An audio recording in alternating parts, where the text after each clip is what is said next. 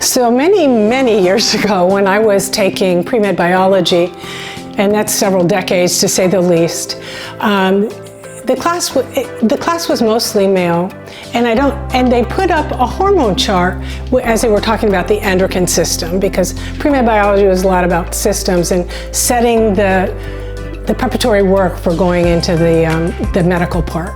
And as they put the medical chart, the hormone chart, the endocrine chart for a female up on the screen, my cycles ran very consistent. And so I'm looking at that chart going, that's a me?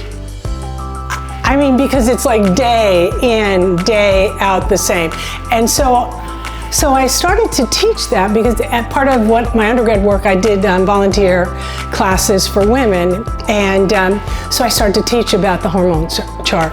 Now, I know there's a lot of, oh, that's not me in this day and age, but if this is your truth, own it. It's mine to share with you, and blessings. But this was important to me because I'm like steady, rock steady, and then I hit one day every month, one day where I just like break down and I'm like crying like an idiot. I mean, like tears everywhere. And I'm wondering who that person is that's crying hysterically in the bathtub with the water running so nobody would hear me.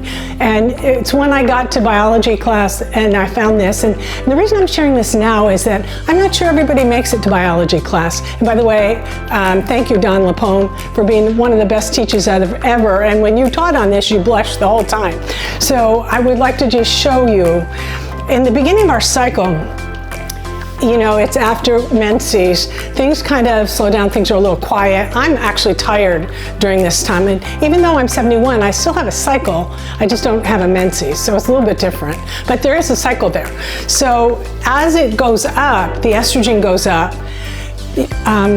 Part of the behavioral aspect of that is we become more social and more outgoing and more congenial. And then the estrogen goes down a little bit as the progesterone goes up. And so I kind of named this Let's Party, and then this is ovulation. Now, a lot of men and women know, and young people know about ovulation. They get that. But we also, as the progesterone goes up, there's also an estrogen spike.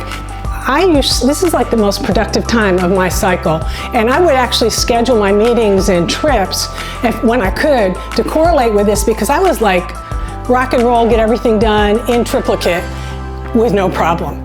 So, but I would get up here, and right about here, just before my period, I would take a drop like nobody should ever do, and I'd be upset, I'd be emotional, and it only lasted it was like one outburst, and that was it. So that's how I figured this out. These things happened every month the same. And by the way, there's a little estrogen spike here, and as it turns out, a physician once told me that when we have an overabundance of estrogen, it actually comes out through the tears. So that's actually the scientific background to one of the reasons we may cry as women. So this is kind of, I call it the female monthly hormone model. It is, it's in the blogs. I've converged Urban Princess with Clarity Medicine, and it's in the blogs. And by the way, you might enjoy as well at claritymedicine.com this section on life stages. So enjoy, and thank you for your time.